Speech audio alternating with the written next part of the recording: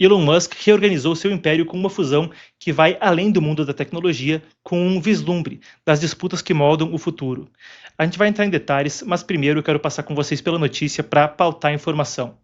A SpaceX de Elon Musk, que lida com satélites, foguetes, tecnologia aeroespacial, comprou a xAI, que lida com inteligência artificial, e, é claro, a detentora do X, a rede social.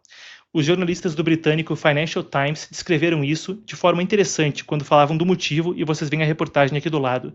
Para Musk, aspas, perseguir a sua ambição de vencer a corrida de IA, desenvolvendo data centers, centros de dados, no espaço.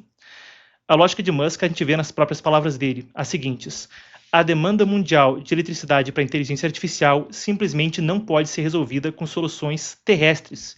Terrestres, mesmo falando da Terra. Mesmo em curto prazo, sem impor dificuldade para as comunidades e meio ambiente. No longo prazo, a IA baseada no espaço é obviamente a única forma de escalar.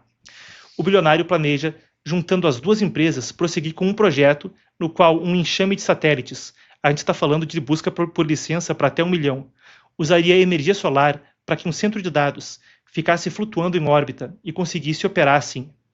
A estimativa, para a gente entender, é que a demanda por energia elétrica das companhias de IA vai deixar muito para trás a energia que é produzida hoje nos Estados Unidos e no mundo. E enquanto a fatia de mercado de Musk, em muitos aspectos, fica atrás de concorrentes, o Gemini do Google, ChatGPT da OpenAI, se ele conseguisse ter essa vantagem na energia, claro que ele dispararia adiante em termos de uma vantagem competitiva. Na sexta-feira, ele até protocolou um pedido com a FCC, que é a agência que regula isso lá nos Estados Unidos, para colocar em órbita uma constelação, eu falava agora há pouco, com 1 milhão de satélites. Para a gente ter noção da magnitude, a soma de todos os satélites no espaço hoje, todos, está em torno de 15 mil, com cerca de uns 9.500, sendo da própria SpaceX. Tem um adendo aí, tá? 1 milhão seria improvável, porque para colocar 9.500 ele tinha pedido licença para 42 mil para os reguladores. A questão é que quando você pede a licença, tenta deixar uma margem para ter essa flexibilidade operacional. Mas dá para entender a magnitude dos números com os quais a gente está operando. E isso seria a sequência de uma série de esforços que já estão acontecendo. Musk disse no Fórum Econômico Mundial que a Tesla e a SpaceX devem, cada uma, gerar 100 gigawatts por ano. 100 gigawatts, diz Musk, seriam o suficiente para, por exemplo, dar energia a 1/5 dos Estados Unidos. O projeto agora, nessa aquisição, aborda uma série de aspectos relevantes, como a gente viu pela notícia agora há pouco: conectividade, processamento de dados, capacidade industrial. Mas a gente pode dar um passo para trás e entender um panorama, no qual a aquisição de Musk passa para além de uma estratégia comercial para que o homem mais rico do mundo posicione bem as suas empresas em um mercado concorrido. Isso, ao invés, cai no tabuleiro do xadrez geopolítico, à medida que a América e a China concorrem para definir quem vai avançar na frente na corrida da inteligência artificial. Não à toa, em janeiro e dezembro do ano passado, os Estados Unidos publicaram as seguintes ordens executivas. Eu começo com essa daqui do meu lado agora. Primeiro, essa pede uma estrutura, uma arquitetura para garantir uma vantagem competitiva, dizendo, aspas, é política dos Estados Unidos sustentar e melhorar o domínio global de inteligência artificial da América, a fim de promover o florescimento humano, a competitividade econômica e a segurança nacional. Depois, o início da estrutura que era encomendada vem na seguinte ordem. Aqui a gente passa para essa daqui. Forças-tarefas no judiciário, atenção profunda no comércio, nas relações exteriores e por aí vai, visando assegurar liderança global em IA. Vamos entender o porquê disso, e quando até o que o Trump falou quando anunciou essas medidas, e você que acompanha assiduamente assuntos internacionais, esteve comigo quando a gente fez a cobertura disso, cheguei a traduzir quando o Trump estava anunciando essas medidas aí. Em breve, as burocracias ao redor do mundo vão estar funcionando na base de IA. Já está acontecendo, tá? A maioria dos países vai basicamente usar IA de outra potência para isso. Então, seja o DeepSeek, Grok, sei lá, chinês, americano, o Claude, que é francês, mas basicamente significa que essas potências poderiam bloquear países em todo o mundo estrategicamente com esses fornecedores. Imagina o trabalho para mudar uma burocracia inteira de uma IA para outra, uma vez que aquilo esteja estabelecido. Então, da mesma forma, veja como a medida de Musk abarca tudo isso. Da mesma forma, constelações de satélite poderiam conectar vastas partes do mundo, vastas zonas rurais, a África, onde a Nigéria, por exemplo, está disparando em população. Vastas zonas, fronteiras do desenvolvimento, têm agora, nos próximos anos, as tecnologias que vão definir as suas alianças e as suas posições no mundo, na cadeia produtiva e nas alianças internacionais que moldam as tensões no mundo. Foi o pleonasmo aí com o Mundial, mas deu para entender o que eu quero dizer. Vamos para alguns exemplos para ilustrar a escala do que a gente está discutindo. Vamos lá para os satélites e para a conectividade, por exemplo. Pensa na Ucrânia, já que a gente estava abordando a Ucrânia no início do segmento. Aqui eu pedi que a nossa produção colocasse na tela, e vamos lá então. Isso é uma troca de tweets, de posts no X, entre o ministro da Defesa da Ucrânia, o Mikhailo Fedorov, e o próprio Elon Musk. Vamos lá, eu passo com vocês. Dentro de horas, vamos do início, dentro de horas dos relatórios de que drones da Rússia equipados com a conectividade da Starlink estavam operando em cidades da Ucrânia, o Ministério da Defesa, o time do Ministério da Defesa, contatou a SpaceX e propôs formas concretas de resolver o problema. Eu sou grato ao presidente da SpaceX, ou à presidente, melhor dizendo, Gwynne Shotwell, e pessoalmente ao Elon Musk, por sua resposta rápida e por imediatamente começarem o trabalho em uma solução. A decisão de Musk de urgentemente ativar a Starlink e mandar a primeira leva de terminais para a Ucrânia logo no início da invasão em ampla escala foi crítica para a resiliência do nosso Estado. E o Musk respondeu: parece que os passos que nós tomamos para parar o uso não autorizado da Starlink pela Rússia funcionaram. Nos deixe saber se mais precisa ser feito. Vamos para outra câmera, vale a pena ter uma digressão sobre isso. Então, recapitula comigo o que aconteceu.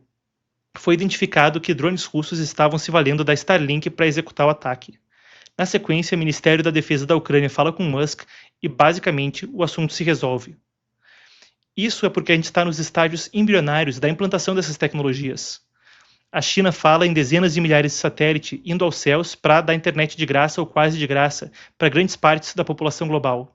Isso mudaria, por exemplo, aquele confronto no campo de batalha. A Rússia poderia trocar de um serviço de satélite em baixa órbita provendo conectividade para outro, dessa vez ao invés de sendo de um país adversário, sendo de um aliado. É nessa toada que você começa a ver como a coisa tem um potencial que nos lembra dos romances totalitários do século passado, 1984, Admirável Mundo Novo. Por exemplo, se uma parte grande do interior da Bolívia, ou do interior do Brasil, ou do interior da Nigéria estiver com conectividade exclusivamente dependente de um sistema chinês de satélites, a gente vê o cenário onde, se alguém quiser saber a verdade sobre a perseguição religiosa a cristãos, muçulmanos uigures, 1 a 3 milhões se estima em campos de internação, leia-se concentração, em Xinjiang, no oeste do país. A perseguição ao Falun Gong, uma prática meditativa pacífica, brutalmente perseguida há 26 anos, com relatos mais graves, documentados, chegando à extração de órgãos de gente de fé. Pode ser que essa informação simplesmente suma da internet em lugares onde a única conectividade no futuro viria de provedores por satélite do Partido Comunista Chinês. É um quebra-cabeça que não está no ramo qual é o termo? Ficção científica ou de coisas que são abstratas e longínquas. Vamos falar, por exemplo, da burocracia estatal. Volta para mim no plano aberto. A China, por exemplo, tem planos, como a gente citava, para o lançamento de satélites. Vamos agora para a questão de inteligência artificial. Bukele implementando o Grok no sistema educacional de El Salvador. A gente tem aqui o press release, o release de imprensa do próprio Bukele, onde ele pontua como a burocracia do sistema educacional, sistemas para ajudar os professores no ensino, estariam associados ao Grok. É uma inevitabilidade histórica, de certa forma, ou pelo menos é a minha percepção conforme a gente parte da notícia para análise e desdobra o assunto. Afinal de contas, se outros países usam e têm resultados melhores, não seria responsável de qualquer governante deixar a sua própria população para trás nisso. É não uma questão de preferência pessoal por IA ou não IA, mas uma inevitabilidade histórica com a qual governantes pelo mundo estão se defrontando. Grok sendo utilizado ali no programa de educação. A gente começa a ver como, por exemplo, uma mudança sutil na ementa poderia ser feita por uma IA estrangeira no sistema de educação de um país. Como eu falei, é coisa com contorno de ficção científica e dos romances totalitários do passado. Mas dá para ver como é um desafio que pode ser existencial no longo prazo, na competição de grande poder, e aí o Brasil é central para isso. Por exemplo, é um importante player da região na América Latina, agora com reservas de terras raras e, de certa forma, na mira na disputa entre Washington e Pequim. E um país que tem sido abordado, acossado, seduzido por Pequim por décadas. Já tem na China seu principal parceiro comercial e tratados que amarram, por exemplo, as telecomunicações brasileiras, de forma quase impossível de desatar com Huawei e empresas que são consideradas pelos Estados Unidos parte do aparato militar chinês, quando a gente fala de 4G, 5G, redes celulares. A turbulência política que se enfrenta agora no Brasil, as eleições desse ano, podem definir de qual lado se calcifica esse tipo de estrutura, já que a próxima presidência vai acontecer nos anos que devem determinar isso. A Starlink já tem licença e opera no Brasil. Agora, a Tianfan, como se diz na China, Space Sail, busca uma licença também para ter satélites operando sobre o Brasil. Nas IAs, na saúde, Ministério da Saúde e SUS já tem cooperação com inteligência artificial chinesa. Como eu falei, etapas da calcificação de estruturas que podem travar as alianças do futuro. E se eu fazia aí digressões para dar exemplo, podemos cortar até para outra câmera, a informação é relevante, falar de perto isso. Se a gente falava, por exemplo, disso em outros contextos, posso dar mais alguns exemplos, conforme a gente atiça a imaginação, para imaginar contextos nos quais isso pode se inserir. Então, Ministério da Saúde, por exemplo, no caso de um conflito por Taiwan, se os Estados Unidos pressionam o Brasil para que corte a exportação de minério de ferro da Vale, indo para Dalian, na China. Poderia ser uma situação na qual o Partido Comunista Chinês responderia: não seria uma pena se todas as estruturas com inteligência artificial em hospitais que dependem disso para a vida de brasileiros parassem de funcionar? Não seria uma pena se regiões vastas da América Latina ficassem sem conectividade à internet via satélites chineses? Vocês começam a ver o tipo de alavancagem que se moldará e por que essas alianças que devem se calcificar a partir dessas tecnologias moldam também o futuro. E aí, claro, a gente vê o plano de Musk. A gente vê aonde a proximidade dele com Trump perpassa tudo isso, aonde as ordens executivas que foram emitidas em janeiro e dezembro do ano passado pelo governo americano estão atadas com o plano que agora o bilionário, então nascido na África do Sul, hoje morando na América, expõe. Ele pediu a licença para 1 milhão de satélites estarem em órbita. A partir dessa análise, pode pedir 10 que vão conceder, afinal de contas o futuro aí fica em jogo.